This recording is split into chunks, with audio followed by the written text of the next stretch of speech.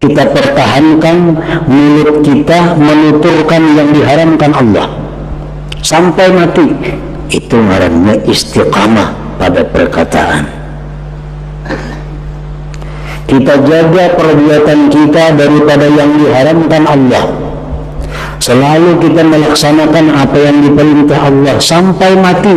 Itu ngarannya istiqamah dalam perbuatan.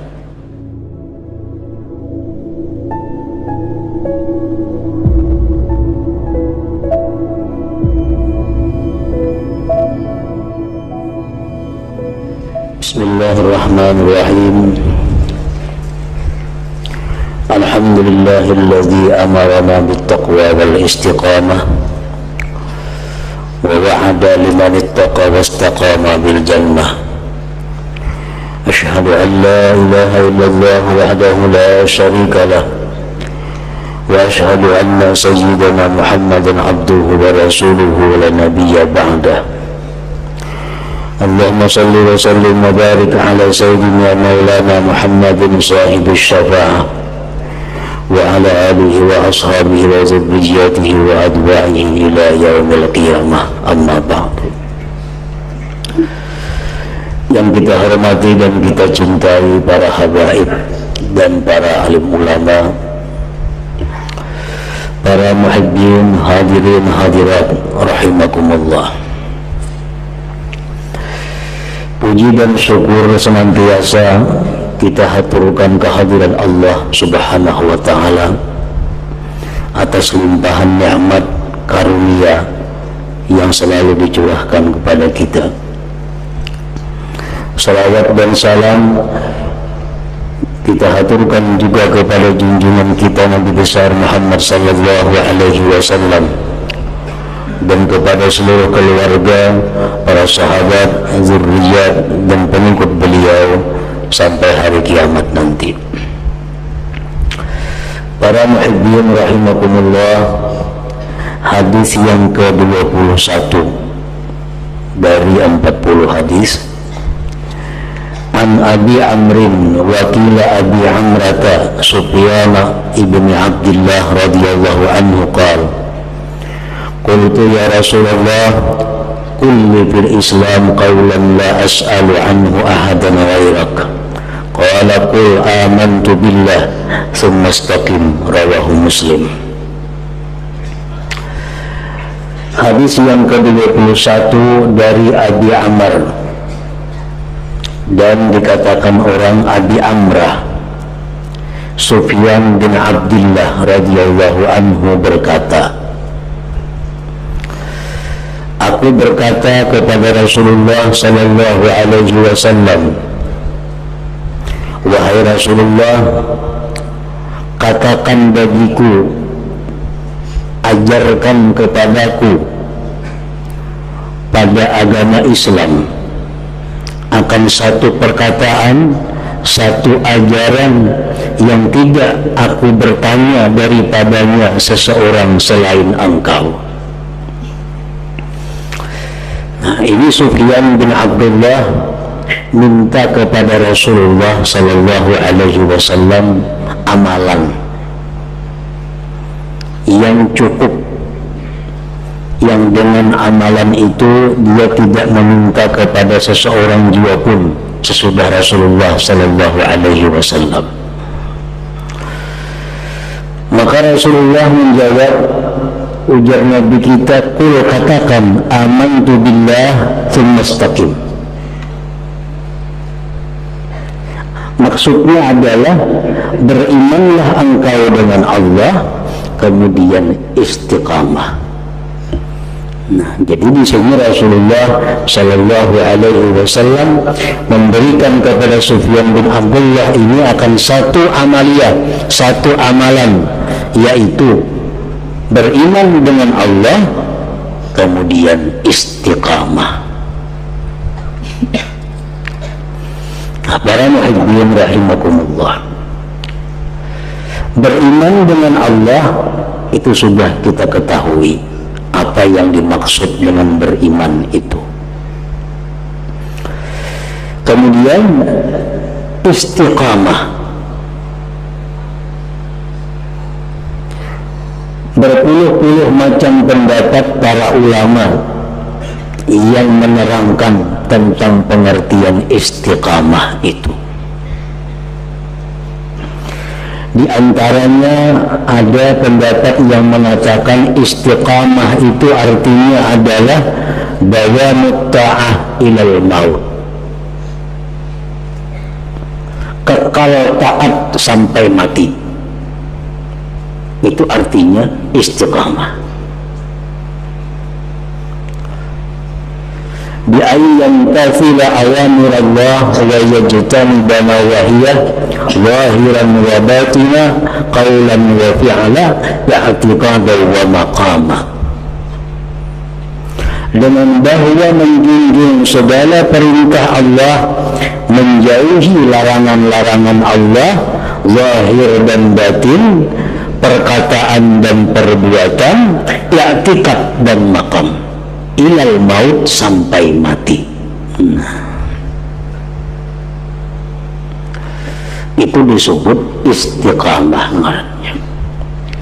Kita sembahyang tiap hari 5 waktu, tiap hari kita sembahyang sampai kita mati. Nah, itu ngarannya kita istiqamah di dalam sembahyang.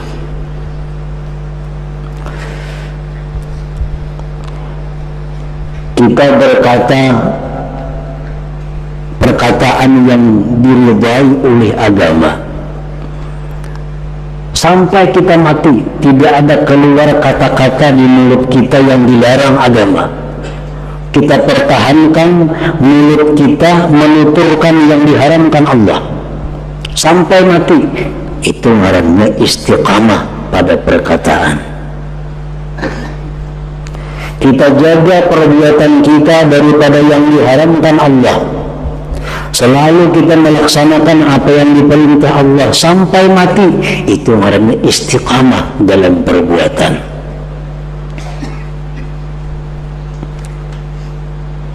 I'tikad kepada Allah tidak pernah berubah. Dalam keadaan susah, dalam keadaan senang, dalam keadaan sempit, dalam keadaan lapang, selalu kita menganggap bahwa Allah itu adalah Tuhan yang bersifat sempurna, yang maha suci dari kekurangan-kekurangan. Sampai mati kita demikian, kita istiqamah dalam i'tikad. Kita berlaku sabar dalam keadaan apapun. Kita selalu sabar menghadapi segala macam yang kita inginkan.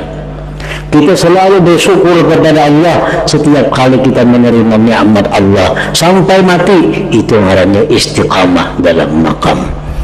Nah, ini Rasulullah memberikan ajaran, memberikan amalan kepada Sufyan bin Abdullah ini, amalan yang sangat lengkap, yaitu pertama beriman kepada Allah, kemudian istiqamah. Umpamanya kita setiap malam membaca surat Yasin, tiap malam dimanapun kita berada, bila malam kita baca surah Yasin, malam baca surah sampai kita mati. Ini artinya istiqamah dalam membaca surat Yasin. Kita sembahyang duha, tiap hari sembahyang duha, kada pernah meleset. Apapun pekerjaan kita, bagaimanapun sibuknya kita, bila sampai waktu kita sembahyang duha, ini istiqamah dalam sembahyang duha.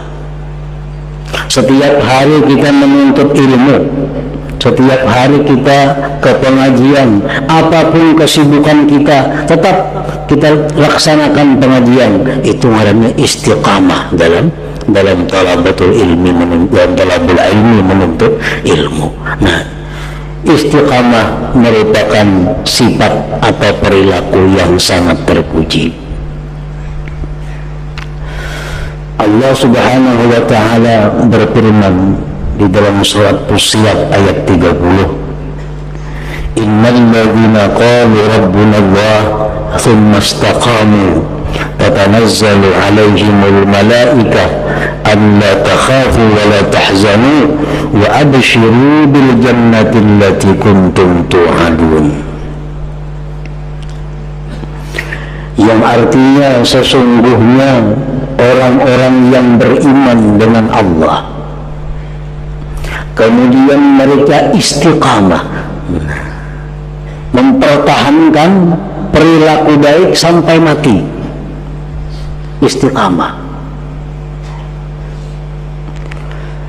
Begitu mereka mendekati kematian, malaikat akan turun mendatangi dia, dan malaikat itu berkata, janganlah kamu takut, janganlah kamu sedih, gembiralah kamu dengan surga yang dijanjikan kepada kamu. Artinya kalau orang itu berperilaku istiqamah, maka dia dijamin oleh Allah untuk masuk ke dalam surga itu. Nah, para muhibbin rahimakumullah, istiqamah adalah pekerjaan yang sangat sulit. Kalau kita sembahyang duha nyaman, mudah, tapi untuk melakukannya setiap hari dalam segala keadaan sehingga kita bisa istiqamah, nah itu kita akan menemui kesulitan-kesulitan. Sembahyang tahajud itu mudah kalau kita lakukan sewaktu-waktu apabila kita hendak. Tapi kalau kita ingin istiqamah setiap malam kita mesti sembahyang tahajud, itu akan menemui kesulitan-kesulitan. Sembahyang berjamaah itu mudah, tapi kalau kita rutin ingin selalu sembahyang berjamaah akan sulit. Nah, bersikap sabar, bersikap syukur itu mudah kalau sewaktu-waktu. Tapi kalau selalu sabar, selalu syukur, nah ini istiqamah, ini yang sulit. Nah, oleh karena itulah Allah Subhanahu wa ta'ala menjanjikan surga kepada orang-orang yang berperilaku istiqamah itu. Para tokoh, para ulama besar seperti Hasan al-Basri, beliau selalu minta kepada Allah, Allahumma anta rabbuna farzuqnal istiqamah. Ya Allah, Engkau Tuhan kami, farzuqnal istiqamah, berilah kami istiqamah, lurus artinya dalam kebaikan. Para muhibbin rahimakumullah, apa sebab yang membuat kita ini sulit untuk istiqamah? Apa sebabnya kita beribadah, beramal kebaikan itu kada bisa terus-menerus, terputus-putus, bahkan kadang-kadang berhenti? Ada orang dahulu beramal, berzikir 2-3 ribu tiap malam, tapi kada rutin, kadang-kadang kawa, kadang-kadang kada, kepentingannya kena berampih, kada lagi. Ada orang dahulunya rajin menuntut ilmu, akhirnya balang kambingan, akhirnya kada lagi menuntut ilmu. Kenapa sebabnya terhalang dari istiqamah? Para ulama ahli suluk menjelaskan ada 4 perkara yang membuat manusia itu terhalang daripada istiqamah. Yang pertama, ad-dunya, dunia.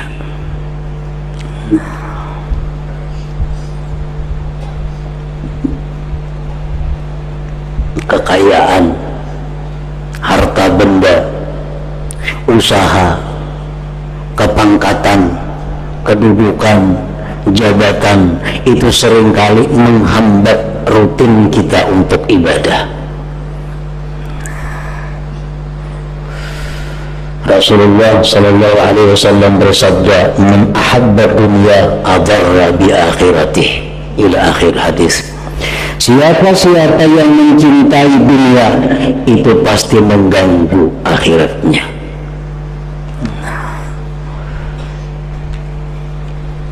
Imam Abu Hazim berkata, "Yasirud dunya yasghalu an katsiril akhirah." Sedikit pekerjaan dunia itu mengganggu daripada kebanyakan amal akhirat. Nah, makin banyak kita berisi usaha, makin sulit kita untuk istiqamah. Kita buka lagi usaha, tambah lagi usaha, makin ketinggalan daripada istiqamah, makin sulit untuk menjaga rutinitas beribadah kepada Allah Subhanahu wa ta'ala. Nah, jadi artinya kalau kita ingin istiqamah, kita mesti mengurangi kegiatan-kegiatan yang sifatnya duniawi, karena itu mengganggu akan lurusnya ketakwaan ibadah kita kepada Allah Subhanahu wa ta'ala.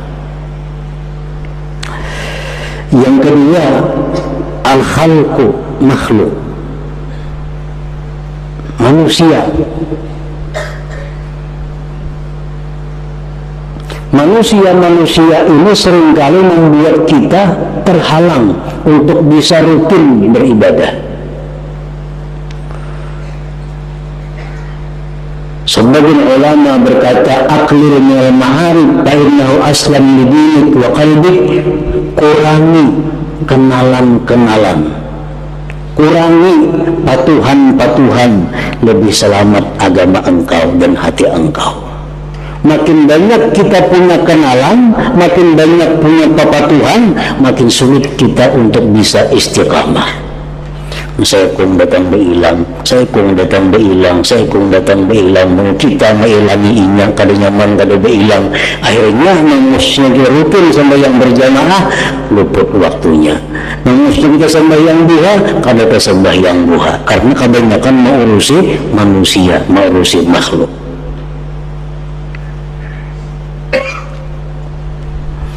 Nah, jadi artinya kalau kita ingin istiqamah, ingin bisa terus dalam ibadah kepada Allah, mesti mengurangi pergaulan kepada makhluk Allah, khususnya manusia ini. Yang ketiga yang menyebabkan kita terhalang dari istiqamah adalah godaan syaitan di dalam hati kita. Allah Subhanahu wa ta'ala berfirman, inna syaitan lakum aduwwun fattakhizuhu aduwwa. Syaitan itu, ujar Tuhan, musuh kamu, jadikan dia musuh, jangan dijadikan kawan. Nah, mengawali syaitan artinya mentaati apa yang didorong oleh syaitan. Nah, bisikan-bisikan syaitan yang masuk ke dalam hati kita itu mengganggu lurusnya ibadah kita, mengganggu istiqamah kita. Bagaimana caranya menghindari syaitan agar kita terhindar daripada kejahatan-kejahatan syaitan? Para ulama menjelaskan, yang pertama, menjauhi kawan-kawan syaitan. Kalau kita hendak bermusuh lawan syaitan, kita kada hendak digoda, diganggu oleh syaitan, kita mesti jauh dahulu dengan kawan-kawan syaitan. Jangan akrab, jangan dekat dengan kawan-kawan syaitan. Karena bila kita akrab, bila kita dekat dengan kawan-kawan syaitan, sama dengan syaitannya. Siapa kawan-kawan syaitan yang kita dianjurkan, diperintahkan jangan mendekati mereka? Pertama, sultanun jair, raja yang zalim, pemerintahan yang zalim. Nah, jangan dekat kepada mereka, karena mereka ini kawan syaitan. Kita dekat kepada mereka sama dekat dengan syaitan. Pemerintahan yang zalim, baik pemerintahan itu bubuhan eksekutif atau legislatif atau apa-apa ngarannya, bila mereka itu zalim, jangan dekat dengan mereka. Jangan dimasukkan dalam hati kita nama-nama mereka. Nah, karena mereka adalah ikhwan syaitan. Syaitan akan masuk menggoda kita melalui mereka. Yang kedua, kawan syaitan adalah ghaniyun mutakabbir, orang kaya yang sombong, orang kaya yang angkuh, orang kaya yang tidak tunduk dengan perintah agama, itu kada perlu didekati, itu kawan syaitan. Yang ketiga, tajirun khain, pengusaha yang culas, pengusaha yang khianat, pengusaha yang tidak mengenal hukum Allah, kada tahu riba, kada tahu apa. Nah, ini kawan syaitan. Yang keempat, syaribul khamar, orang yang peminum arak, peminum obat, sabu-sabu. Jangan dekat dengan mereka, itu adalah antiknya syaitan, kawannya syaitan. Yang kelima, al-qattar, orang yang anjur atar, kawan syaitan. Yang keenam, sahibuz zina, orang yang suka berzina. Yang ketujuh, akilu malil yatim, orang yang memakan harta yatim. Yang kedelapan, al-mutahawin bis-shalah, orang yang merimihkan sembahyang. Mana sembahyang banu kada, sembahyang di luar waktu, ini kada ada persoalan bagi dirinya. Nah, ini mutahawin bis-shalah, kada kawali kawani ini. Yang kesembilan, mani'uz zakat, orang yang tidak berzakat. Yang kesepuluh, alladzi yutilul amal, orang yang merasa hidupnya lama lagi di dalam dunia ini. Nah, 10 itu kawan-kawan syaitan yang mesti kita jauh daripadanya kalau kita hendak selamat daripada syaitan. Nah, yang kedua, cara menghindar dari syaitan itu adalah zikrullah. Bila mana hati kita berzikir, hati kita menyebut Allah, syaitan akan mundur. Setiap kali hati kita menyebut Allah, hati bukan mulut, hati menyebut Allah, syaitan akan mundur. Memperbanyak zikrullah berarti memperjauh diri daripada syaitan. Nah, yang ketiga, ala ilmu bi khatar syaitan, mengetahui dengan khatar syaitan. Dalam hati ini ada geritik syaitan, ada geritik nafsu, ada geritik dari malaikat, ada geritik dari Allah Subhanahu wa ta'ala.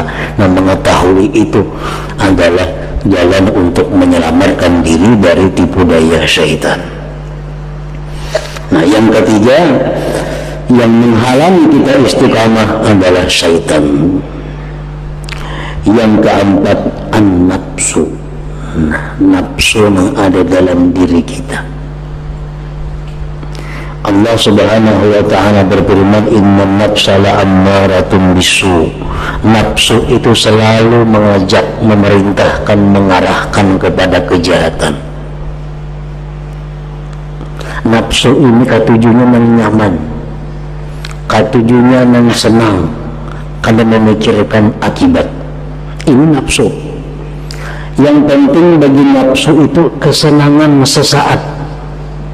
Masalah isuk kena kayak apa, itu urusan dudi. Nah, selama kita masih mentaati nafsu, kita akan sulit untuk istiqamah. Kita akan sulit untuk selalu taat kepada Allah sampai mati.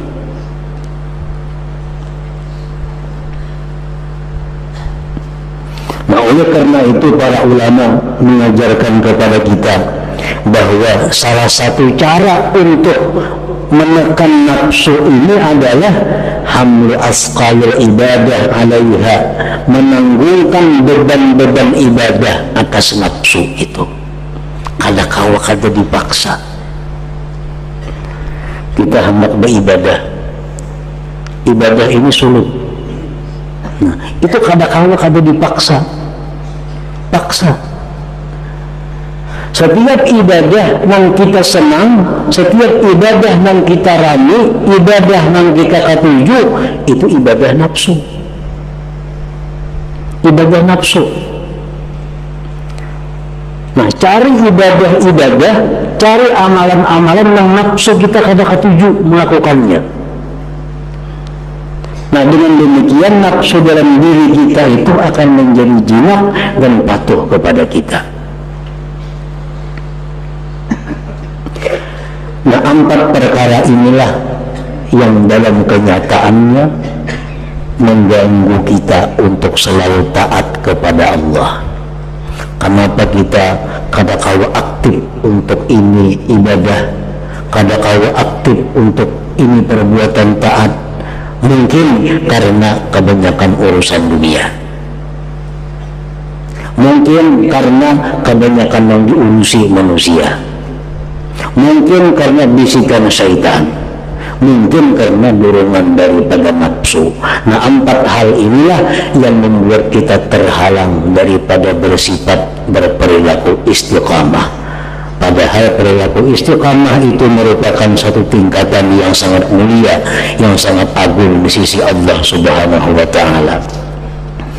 Nah, para muhibbin rahimakumullah, oleh karena itu para ulama seperti Imam Hasan Basri tadi, mereka itu memasukkan istiqamah dalam permohonan kepada Allah Subhanahu wa Ta'ala.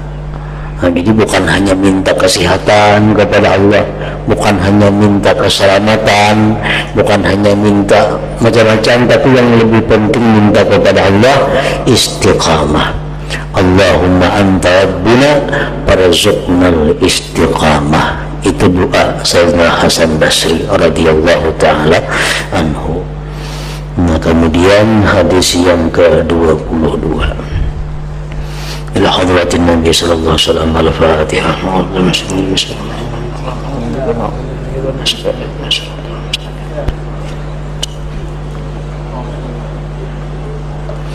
Asyhadu an la ilaha illallah wahdahu la syarika lahu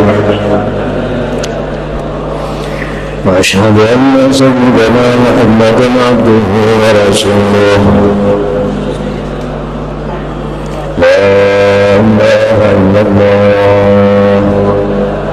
Nastaghfirullah, la ilaha illallah, nastaghfirullah, la ilaha illallah, nastaghfirullah, la ilaha illallah, wa natubu ilallah, la ilaha illallah, Muhammadur Rasulullah sallallahu alaihi wasallam. Wa ya ayyuhal rajulun minhu syafa'atan sallu alaihi wa sallimu taslima. Allahumma salli wa sallim wa barik alaihi wa alihi.